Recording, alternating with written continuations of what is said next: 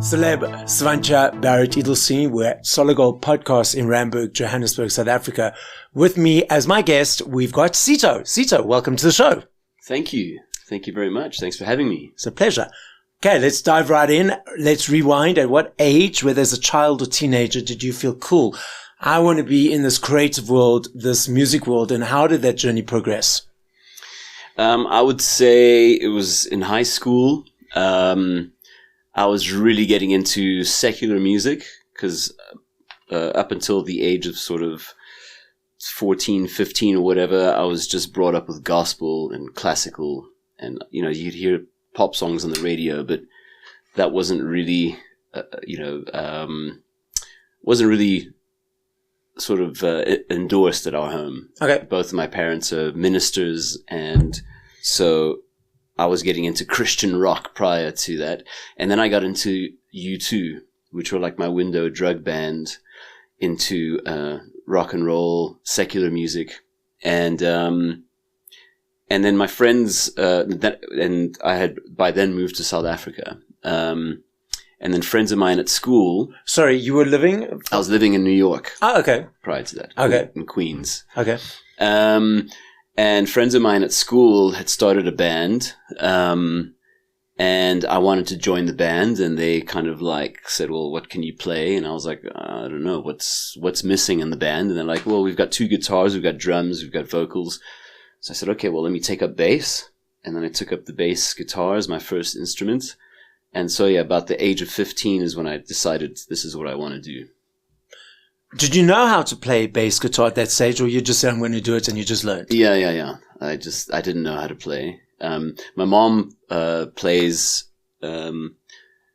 Spanish guitar, but like accompaniment for her singing. She's Puerto Rican. So I learned a lot from her style of finger-picking accompaniment. They call it second guitar in Spanish, or in Puerto Rico anyway. And my father plays piano. But I hadn't taken on any instruments up until then. All of our family, like our siblings and all that, are naturally kind of musically gifted, singing-wise, and we were always singing and praise and worship at church and all of that. So I kind of had a natural ability to harmonize and sing and pitch, more importantly. But yeah, when I decided to take up bass, I started to go to lessons. I first started on a keyboard, playing bass on keyboard, and a bit of a guitar vibe. And then I got really into it. Were there any aspects about learning bass that you found difficult or challenging or surprising, or you just said, I'm going to do this? I think, most people see the bass guitar as the tool of ignorance, and I think in many respects it was a very easy instrument to learn to play because you're doing one note at a time. But the more I got into learning the bass, I realized that there's so much more to it than just playing root notes or, doing normal sort of scales, especially when you go into sort of jazz and Latin music and all of that. There's lots of sort of unexpected pockets that the bass would fill. So yeah, as I was learning to play, I realized that there's a lot more mystery and mystique to it. Why tool of ignorance? Why do people perceive it? I've never heard that before. Well, especially in the sort of rock, like rock garage band kind of approach. A lot of bands that get together. Because you're playing one string at a time, there's only 4 strings on it. Usually you're sticking to the root note, and you have one job, and that's just to make sure you play that root note right, and you're working with the drummer, so you're working with the kick more than anything else. And I suppose because you're playing one note at a time, as to a guitar where you're playing, mostly 6 strings at a time, or you're playing lead with, like the bass guitar is tuned quite evenly spaced with the strings, and then in the guitar, after 4 strings, you go to the 1 fret less, and then you take it from. So it can get, but and it's usually the sort of it's usually the guy that's less sort of musically inclined that takes on the bass guitar, because usually musicians who take on a stringed instrument, like a guitar, they get heavy into the virtuosity of it, the technique, and like playing solos, and it's quite sort of flashy, where the bass is very unassuming in the background. And you can spot a bass guitarist when he's playing on stage, How? He looks like he's not doing anything. Okay. And that's not for all bassists. Yes. That's just, especially the sort of rock scene, Okay. shoegazers and all that. Yeah. Okay. So you decided that you want to do bass. So was this a band that became Wonderboom? No. Okay. So let's. Yeah. So that was I can't even remember the name of that band, okay. But we only rehearsed. We didn't actually perform. Did we ever perform live? I don't think we ever performed live, like in front of an audience. We just like rehearsed at my friend's place, and that carried on for a while. And then because I got so into music, and I was in standard 8 at the time, grade 10, my academics took a bit of a knock, and I failed standard 8. Okay. So my father was like, fuck that. Am I allowed to swear? Yes, yeah. Okay, cool. My dad was like, okay, fuck that. I'm moving you to another school, a school that's closer. Obviously, you're getting too involved with your friends, and your academics are taking a bit of a knock. So I redid standard 8 at another school, at Rampart High. And I was still heavily obsessed, and I had the advantage of doing standard 8. So my grades were actually good, but I was still obsessed with doing music. And I met a few musicians along the way that became, friends and colleagues, like Art Matthews from Just Ginger. He was in my class for a while. Oh, okay. At Rampart. But yeah, and so I carried on with that, and then I made new friends and formed another sort of core band. But we did like very sort of random performances. At the school, I organized a Valentine's concert with bands playing, and and that was quite funny. But yeah, so then I left school at sort of halfway through standard 9, and I went to technical college in Joburg at Blvd to study electronic engineering. And while I was doing that sort of course, I auditioned for a soul band, a 10-piece soul band. Yeah, I suppose by the age of 17, I was playing bass for a pro band. We were like touring around Joburg, mostly R&B covers, like the old school Otis Redding, Aretha Franklin, Booker T and the MGs, Wilson Pickett, Sam and Dave, all of that. And I learned a lot through that journey. And so, I was gigging it was called Heart and Soul. And we did that for a while. We did like Roxy's and the Black Orchid, and like a lot of sort of cover kind of pub venues and all of that. And I learned a lot, and I really enjoyed that. Yeah. And then what were the next steps? So the next steps from that, I got frustrated with, like not singing, because I was just playing bass, and I rejoined with my friends from school, and we formed a band called Moonchild, which was like a kind of a gothic rock band, alternative band. And then as we started gigging and getting out there, we shared a bill with a band called the 8-Legged Groove Machine. And that had Martin and Wade, who I play with now. And we shared a bill, and we realized we played in a club called Tattoos in Randburg, and we realized that we had a lot in common. And about 6 months later, they needed a vocalist and I needed a band. So I joined the 8-Legged Groove Machine. And that was like in 94. And then, we did that. We started making waves, playing a lot at Wings Beat Bar. We did our first tour, across the country down to Cape Town.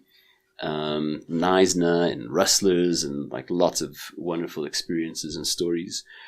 And then in the middle of 95, we were approached by the Electric Pedals. So that's Danny DeVette. And they just got the opening slot for Simple Minds, and they wanted to form like a super group. So we joined forces and called ourselves the Electric Pedal Groove Machine. Okay. Which is a super cuck name. But we did it, and we toured with Simple Minds. I think our third gig was opening for Simple Minds in Kings Park Stadium in Durban, 16,000 people. Mm. And we did Cape Town and Joburg. And we started on a high, and quickly realized that there's no shortcuts to forming a great band. So we quickly dropped in sort of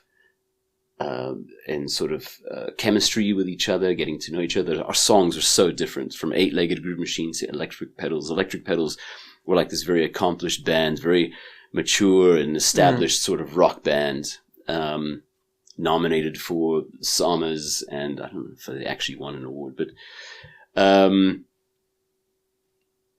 and we were still sort of young and silly, and we had this sort of funky white boy thing about us. We were like the Chili Peppers meets the Levelers meets like indie music, you know? And it was quite out there. So the next sort of 6 months, we started touring, and we weren't sort of hitting the sort of fans that we thought we would have. And in the January, coming back from Cape Town, I saw a sign outside outside Kroonstad along the N1 that said Wonderboom. And I read it as Wonderboom. And Martin, the guitarist, was like, no, it's Wonderboom. And so we came back to Joburg, and we voted on names for the band because we needed a name, obviously. And there was lots of suggestions, lots of funny names. But Wonderboom was the one that won. And it was a good idea at the time, and we just stuck with it. That was in February of 96. So you've been part of Wonderboom for a number of years. You also dally or into different bands, which we'll get to in a moment. Yeah. What keeps you and the band motivated to perform, create, and get out there and do your thing? We just dig jamming together. We're like brothers more than anything else. We don't let the sort of lack of success put us off and make us give up on the band or music in general. We love writing and recording songs together. We love hanging together, even just recreationally. And so I think that's what's kept us going for so long. And then obviously all of our wonderful experiences and our highs and our lows and our many stories that we've acquired along our 29-year journey. Yeah. And the way you guys create music, how has that changed over the period of time, or is it still sort of the same way? No, it has definitely changed, but the essence is still the same in that, like Martin and I are the songwriters in the band, and sometimes I'll present a song or he'll present a song. And as we've sort of grown older, we, instead of presenting them to the band and workshopping them like that, we either work on them individually on our own, or we just get seeds going, and then we sit together for hours a day, about 4 days a week when we're on a sort of creative flow, and we'll just spend hours workshopping and all that. Back in the day, it was just guitars and vocals sort of dry, and now that we've sort of grown individually as producers, and we've got our own home studios and all that, we do a lot of the sort of pre-production and get songs to a certain level and present them that way, and then we share files with each other and work in our own space, and it kind of changes over the years, but that's where we're at the moment. We get it to sort of pre-production, how we're hearing it in our heads, try to get it as close to that as possible, and then we share it with each other, and then sometimes we're surprised with what, the other brings, and then we present it to the band. And then the band also, that's another process altogether. We workshop it with the band. So with the drums and the bass, and if that doesn't work out, then we always have our original plans to work with, So the new routine of pre-production and doing stuff by yourself, has that made the process quicker or not necessarily? Not necessarily. Like sometimes I feel that having all of that technology at our fingertips sometimes stifles you. You have all these great ideas, and then you start getting lost looking for the right, sounds and where back in the day it was just like, okay, here are the chords, here's the, sound. Like you don't really think about the production sound of a guitar or the vocal. You just think about the song itself, the song value.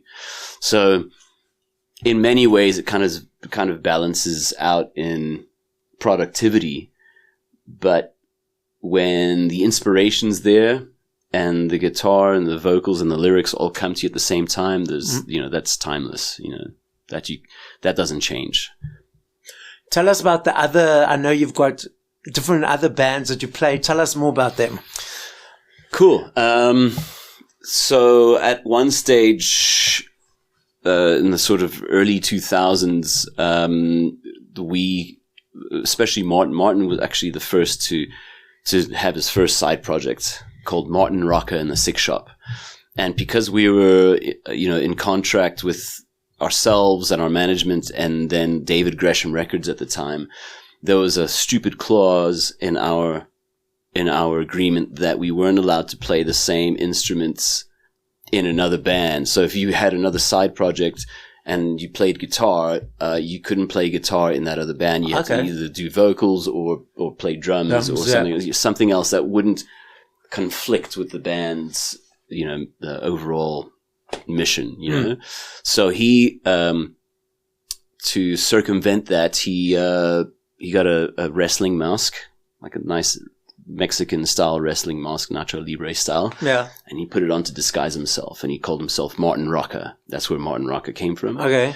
And that's just stuck. That's his whole, alias. Okay. So you're not supposed to know that it's Martin Schofield from Wonderboom. But then after that, we had our, and that was really doing well. He's recorded quite a few albums. I've produced a couple of those albums. Sometimes I play bass for his bassist when he can't make it. Okay. So, and then I have my own sort of alias as well, called Rafael Sinvergüenza de Jesus. And yeah, so it's just like a fun project. Yes. And then after we left Gresham and we kind of moved on, I formed a side project called Absinthè with the lead singer of Sugar Drive, Paul Flynn, where we do all the sort of covers and bands, paying tribute to the bands and artists that have influenced us as artists. And we had lots of sort of common ground. So it's a cover band basically with us two, but with an acoustic approach. So it's kind of like a Simon and Garfunkel with the way our voices work, blend together and what we play and all of that. And we've had different sort of iterations of that. Sometimes we'll add a percussionist or we'll add a violinist, or when we opened for Aha, when they came out, we had like a full-on band with drums and bass and all of that. So that was quite fun, but it's all covers.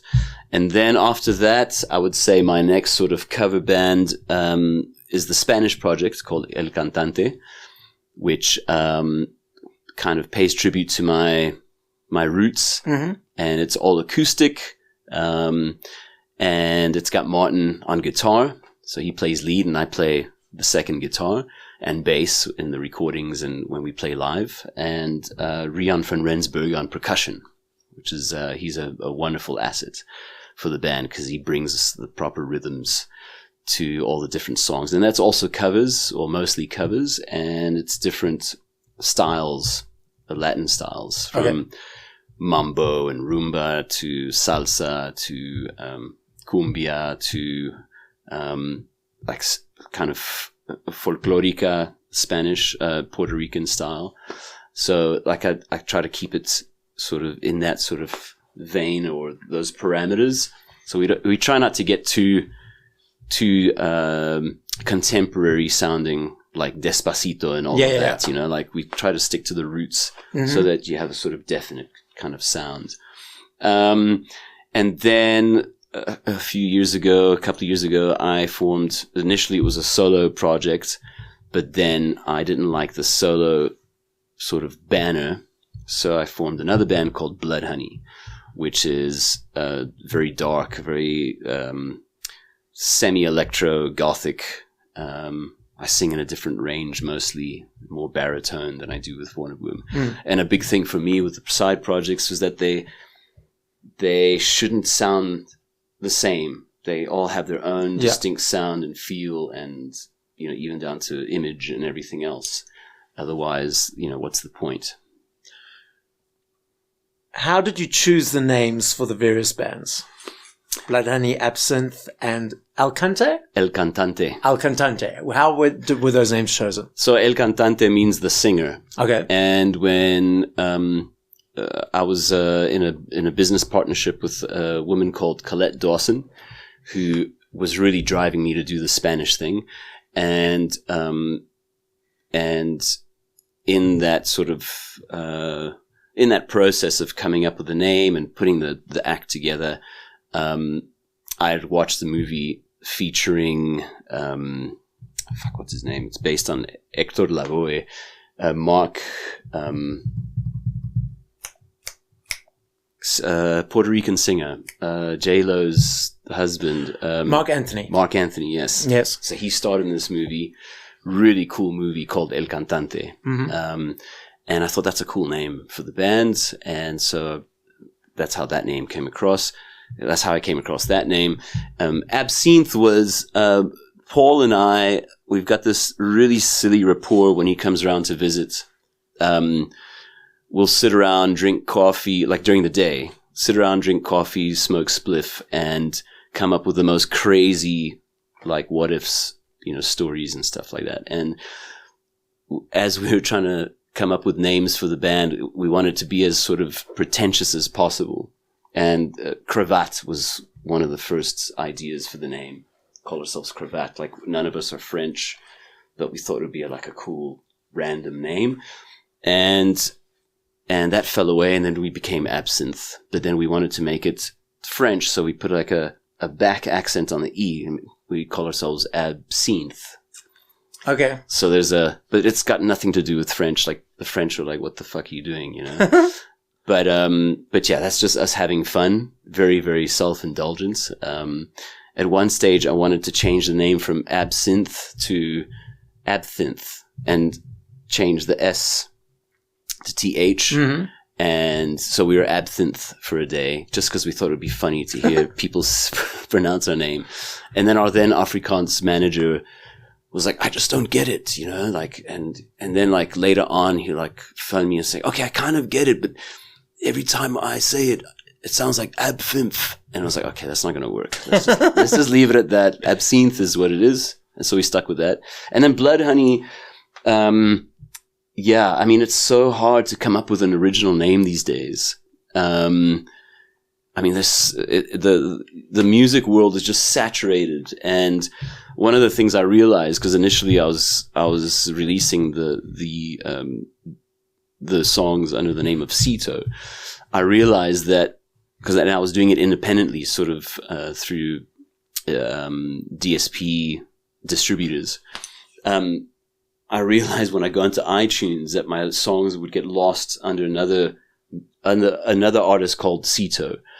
And it turns out that there's tons of Citos out there, especially in the Latin world, like hip hop and Spanish music and all of that. And I was like, okay, that's not going to work. Like, it's a novelty here, but it's not a novelty there, you know?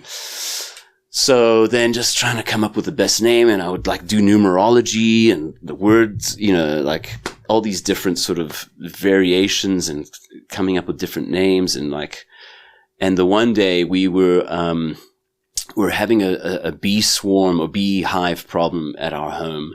They would keep coming into the electrical box and making like a hive there. And our neighbors were like, you know, we've got kids here. Can you please remove it? And my wife is a full on, she's a, you know, what would you call her? An animal and fauna and flora lover. and she was like against it, but we had to do it. So I got a beekeeper to come, and in the process, a few bees got killed. They had to be, they were lost, and they were, and that really made her upset. And as a consolation, the beekeeper was like, listen, you've got all this honey. We had like a 5-liter tub of raw honey. He's like, this is yours, do what you like with it. And I presented it to Linda, and she was like, I'm not having any of that blood honey, Ah, okay. So, the play on blood money and blood honey, and that kind of stuck. And I was like, cool. And then I looked online, and there's, of course, a few bands called Blood Honey. So I started fucking around with the spelling of it, which may be backfiring, but so it's BLVD, which just like people think it's Boulevard, but I'm using the Roman characters there, and then honey, which is HVNNY. So it's like a very unique, like I can't think of anybody else that would spell it that way. Yeah. So that's Blood Honey, and that's how we came up with that name. And that's original music. And that's original music. Okay. We do 2 covers at the moment. Mm-hmm. We do the Weeping Song, and I haven't released it yet, but we do Yazoo's Winter Kills, which is soon to be released. Okay. Yeah. Absinthè and the Spanish one? El Cantante. El Cantante. Yes. You said it's only covers. Have you ever thought of doing originals in those 2 iterations? The question has come up lots of times. So because I've been away from the motherland for so long, I'm quite rusty in Spanish. So it's not like I'm speaking it all the time. Mm-hmm. So my first language is English, and when I sing in Spanish, I've got the phonetics right, I've got the execution right, and it sits beautifully in where I'm registered and all that. But to write a song in Spanish, I did it like maybe twice in my life, and very juvenile, And for me to come up with new original music, I've got to really just maybe spend a good month and just workshopping it that way. The way my life is at the moment with my many projects and the different things that I do, I don't put enough time into the originality of that. So it's something that is on the cards, and I would love to do. And I think that when the inspiration happens, I'll do it. And then when it comes to Absinthè, it's come up with Paul, and people have asked us as well. But we kind of, we don't spend enough time together writing, and we should, but, we've got other things taking up our time, and those things take time. How do you choose what covers in either of those bands to perform? Yeah. Is it just what you love or any other aspects? Sometimes it's, most of the time it's like songs that I absolutely love, that we love. And then when it comes to, like when we present songs to each other in Absinthè, Paul and I are very critical, like actually heads up our own asses kind of a thing. It's kind of like Empire Records, like, oh, how can you not know this song? Or, oh, really? That's like the worst, like Weeping Song that I did I actually did it as a collab with Ross from Prime Circle. Yeah. I actually approached Paul to do Weeping Song, and it was during the COVID era. So I felt really strongly about doing that song. Something about that song. It's not my favorite Nick Cave song, but it was something about that song that I felt was really poignant and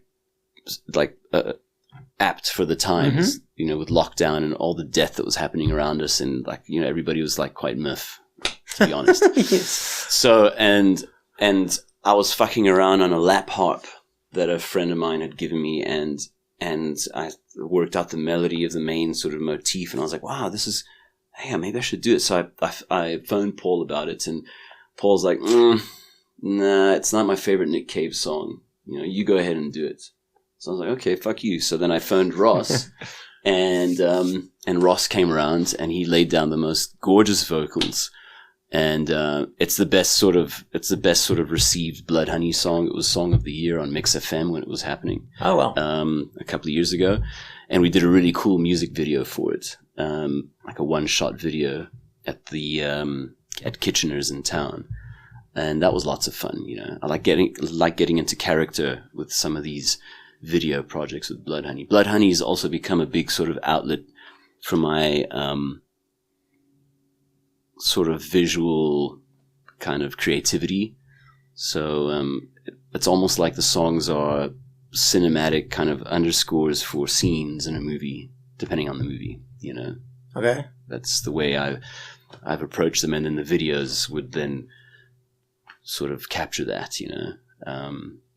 We did a song called Joaquin, which was co-written with a songwriter friend of mine who lives in LA, and we've been writing songs together for a few years, mostly for Blvd Hvnny.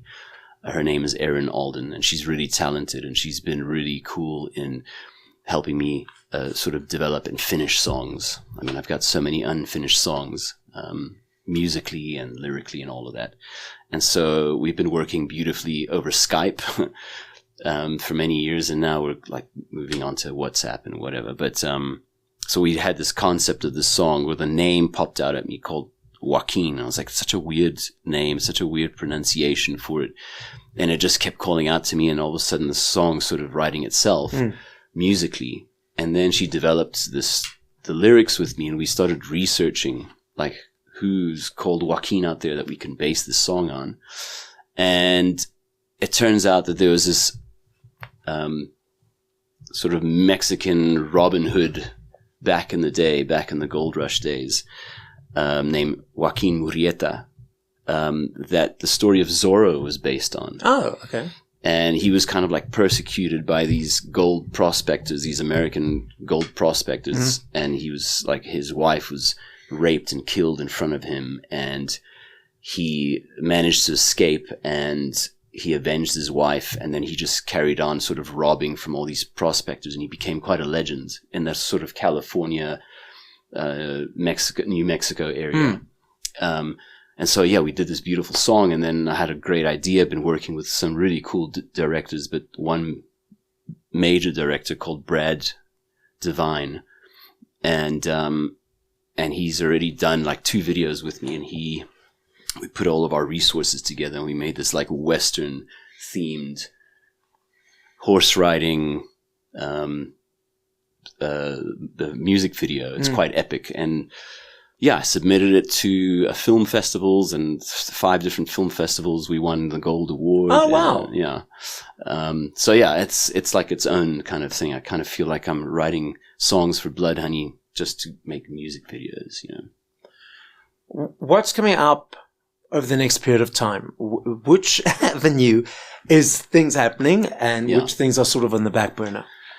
I feel like I'm just rambling away, talking about myself, and just stop me. No, that's why the conversation's about. All right, cool. I hope you will edit anything that's boring. So yeah, this past year we've been promoting the Wonderboom's latest album called Hard Mode, and we still have a couple of more singles that we're going to be releasing videos for, and all of that, and that's been quite nice. It's released last year, and the Blvd Hvnny debut album's coming out, so that's going to be out sort of end of winter, around August, and it's called IX, or 9. And so I'm looking forward to that as well. Yeah, I love me a CD. I still budget for my CDs all the time, every month. Obviously in South Africa it's not really accessible for the overseas listeners. We don't have any sort of stores, franchises like HMV or Tower Records like they are overseas. I love the journey of the choice, the unpacking, the booklet, the thank yous. For me, it's an energy exchange to you guys for all the hard work in your creativity. I'm unsure if you're aware, there's a massive resurgence of physical overseas around the world. The year before last in the UK, there were 5.9 million vinyls sold, the biggest since 1990. Last year in the UK, there's a product of goods that they gauge exchanges on. There needs to be a certain amount of exchanges done each day for that product to be put in the basket for tax purposes. And because of the upsurge of CDs is now back in that basket. Wow. And cassettes are also on an upward. Yeah. And the research is showing that it's the teenagers, the younger kids that are diving into the world, not necessarily the older nostalgic people. Mm-hmm. And then you mentioned the DSPs and those sort of avenues, the streaming platforms that people consume music on. Yeah. What are your observations of the landscape at the moment? So the Wonderboom album that we released last year, Hard Mode, there's no physical copy of that. And I think it's definitely as low as CD sales have been, and as hard as it is to be selling vinyls. We did release a 25-year compilation called 25 a couple of years ago, and because it's gatefold and all of that, it's like quite expensive. But it doesn't sell quick enough to justify the heavy outlay for the label and for ourselves. But with the Blvd Hvnny album, I'm going to do a pre-order campaign.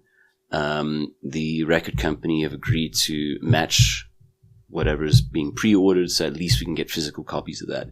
The CD option is crazy because I'm also a CD guy.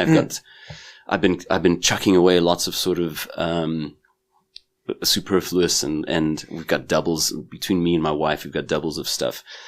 But I haven't bought CDs in a while, and I love the CD vibe. I love going through the artwork. I love all of that, all that stuff that you say. You're more invested in it. Like when you're putting on a CD, you're going to listen to the album. You're not just going to listen to a song and then forget about it and move on to the next thing. You know, the vinyl is even more sort of committed because it's like 15 minutes and you got to turn the sides and all of that kind of thing.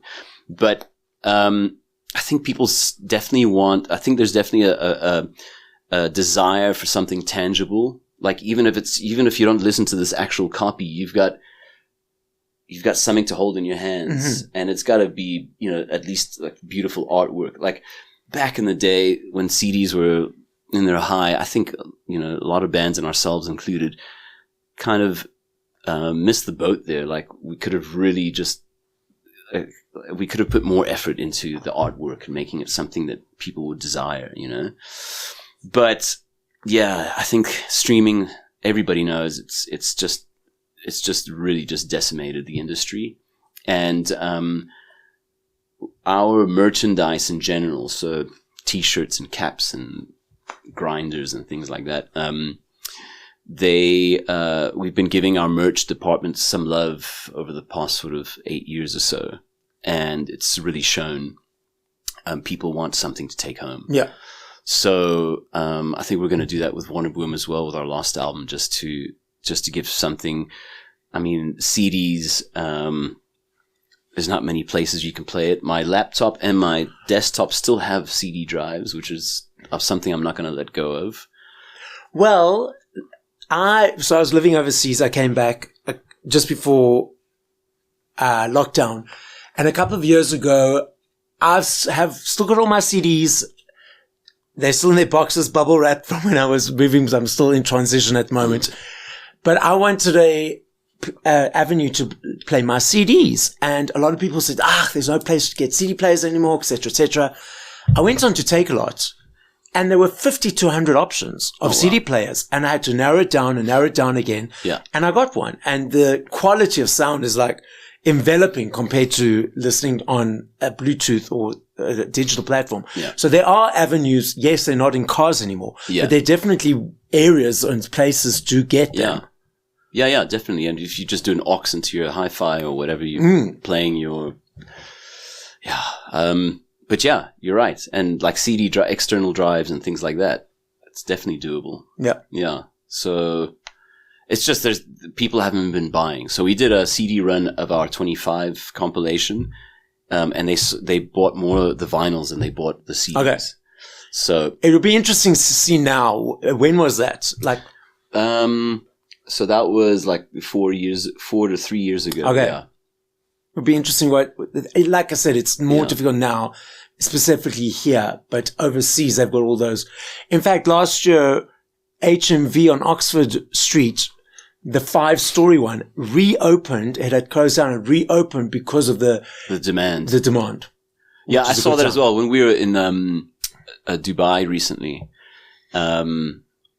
I was like, wow. And of course, Europe and the States, they still have like, even like old stock or whatever, they still have these shops that sell it. People just dig tangible things, retro and all of that. And it's great. And it's great that the kids are into it because they're the ones that have the passion and the drive, finding old tape decks that their grandparents would have had and getting them going. And, we've got a hi-fi component that's got tape deck and vinyl player and radio, like the tuner with the weighted knobs and all of that.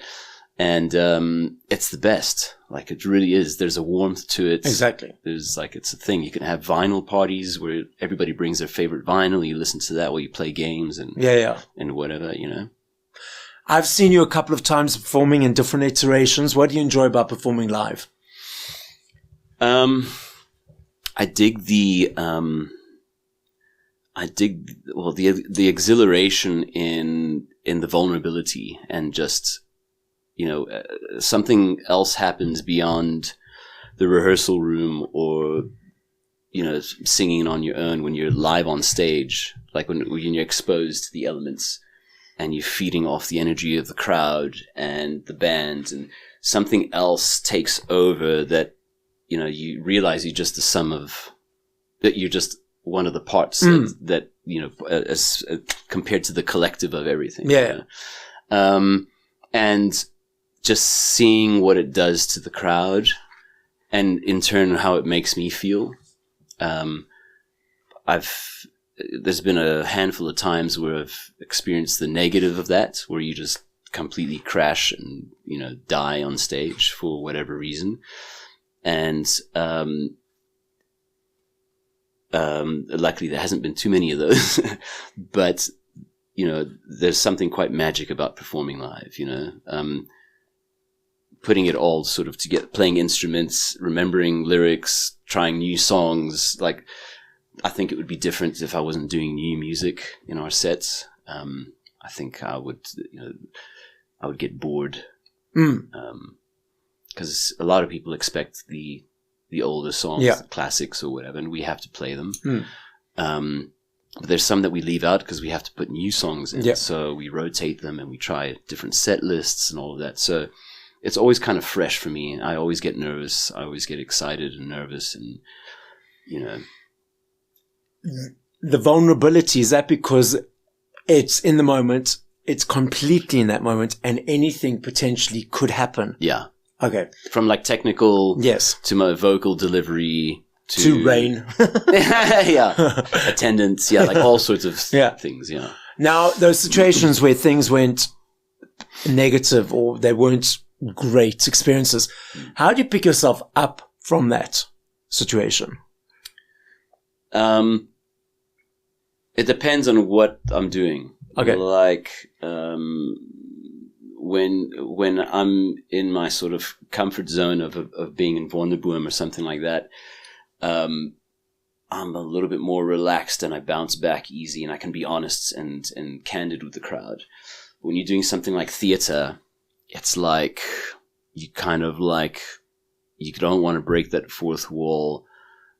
You kind of just have to pick up where where you've dropped it, kind of a thing, and move on and pretend like it didn't happen, even though you're dying inside and everybody around you is also dying with you on stage. Wait, what do you mean? Like sort of musical theater? Yeah, like musical theater. Oh, have you been in musical theater? Yeah. Oh, okay. Oh, I thought you knew. No. So what shows have you been in? I was in Jesus Christ Superstar. Okay. The 2006 production, and then we toured it to Greece and Korea. Okay. In 2007, and then I was in Chess the Musical in 2008, locally as well. Yeah. And then after that, we did a reprise of Jesus Christ Superstar in 2011 in the Teatro and Artscape. And yeah, I mean, that's like another world altogether. But yeah, like, so something like that. Yeah. It's like, it's not like you can stop and like redo. Yeah. It's like you just have to keep going. Yeah. So have you dived into the theater world recently, or have you just sort of diverted that thought? The last production I did was Rock of Ages. Yes. which was a short run. I think it was like 6 weeks or something like that. I think my memory's really bad. And it's quite a commitment, and I can't perform with my other projects. Yes. And so that has like a knock-on effect with, all the other band members and management and crew and things like that. Okay. So if I stop that to do theater, it's got to really be worthwhile profile-wise for there to be some kind of payoff. And then I'll like book time in studio and we'll record and try to use that time constructively. But I kind of accepted that it's like either or. And also just being in all these different bands, like if I get sick or if something happens, then none of those projects can do anything. So it's quite tough being a vocalist where like my guitarist, he had a skydiving accident a few years ago and he couldn't play, I think it was something like 3 months or something like that. And at the time he was playing with Wonderboom, Martin Rocker and the Six Shop, and he was playing with Flash Republic, and he just couldn't perform. And so then we had to get Deps in, replacements to stand in, session guys or whatever, to cover the gigs or whatever. And it's okay when you're playing an instrument, but it's quite weird vocally, to get somebody to stand in for you to do vocals. It's for some reason people just don't like that, So. Yeah, it's a thing. Cito, I love this game. I know if I had to ask you this question in 5 years, 2 hours, 20 minutes, I know your answer will be different every time. Okay. I recognize it and I understand that. Okay. I'm not saying favorite. Okay. I'm saying top of mind. Okay. If you had to, on your way now in your car, if you had to push play to 5 artists. Okay. Randomly, like I said, top of mind. Yeah. Who would those artists be? And if you can think of specific songs of those artists, what would the songs be? I'm enjoying the new Wet Leg song, and I've now forgotten what it's called. Okay. It's the latest song. Not Punch Me, pull, Fist something. We'll get the audience to Google it. Yes. So that's homework Please for you. do that. So that's quite cool. I love Radiohead, so anytime I could just press play, everything in its right place. Massive Attack, Angel. Mm-hmm. I love all their music, but yeah, Angel would go down. Maybe some Aphex Twin. Very weird song names from the ambient works. My favorite album of his. So I can't give you a title there either. So please Google that as well. One more, and then one more. Prodigy, Smack My Bitch Up. Okay. Yeah. Nice mix. I haven't heard of some of them, so I need to check them out. Okay, cool. So the podcast is listened to throughout the world. As a final message, what would you like to say? So it's listened to throughout the world. Thank you for listening to my story. I'm sorry if I rambled on a bit. But if you could please visit any of our pages, Wonderboom, Blvd Hvnny, Absinthè, Cantante, and or even just personally, Cito. Find me on Facebook, Instagram, and I'm kind of moving away from Twitter, but and I'm starting to get onto TikTok. But don't look for me now because I'm not there yet. But yeah, otherwise it's been a pleasure and an honor sharing my story with you. So guys, find Cito in any of his iterations. Support music locally or internationally, wherever you are. Keep supporting live music. This is Celeb Savant signing out. Another production from Solid Gold Podcasts.